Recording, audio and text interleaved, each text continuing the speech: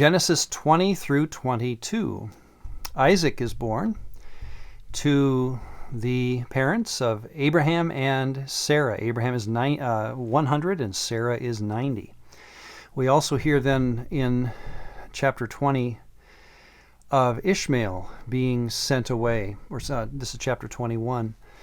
And he goes to live in the land of Paran, which is near Egypt. In fact, he marries an Egyptian woman, and we really never hear of Ishmael again. We'll hear him in chapter 25 briefly, but not much there. Well, then we have this amazing story where God comes to Abraham and asks him to kill his son, Isaac. Abraham complies and is about to do it when a messenger stops him in almost mid-swing, right?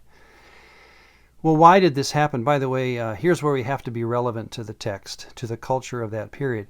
This is about 2000 BC. Abraham has come from a polytheistic culture where child sacrifice is, we wouldn't say common, but it's not unheard of. And Abraham seems to be still learning about his God and what he is like. And so it seems that Abraham was willing to comply with a practice that was part of his culture. And obviously God is different from that, but we learn that in the story when he says, stop, do not do this. What is good to see then is in 22 verse 18, and let's hang on to this Hebrew word, where God says, because you have shamad me. Shema in Hebrew means to listen or to heed or to obey.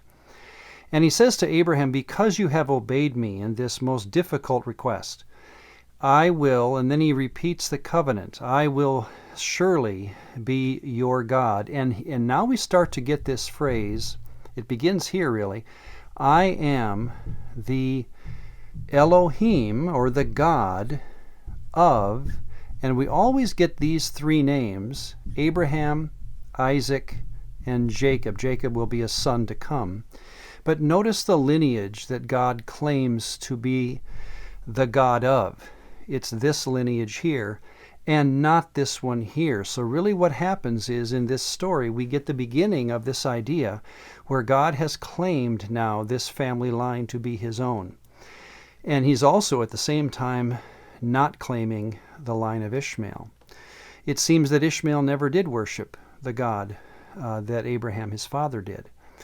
What's interesting then, and this is to go ahead in the story, but I think we should catch it now, that in the end, Isaac will give birth. His line is the line through which Jesus comes. And the line of Ishmael is the line that, according to Islamic tradition, Muhammad comes from. The prophet that Islam believes even usurps Jesus as the greatest prophet of all time. So now you see the question, I think, coming to the front here.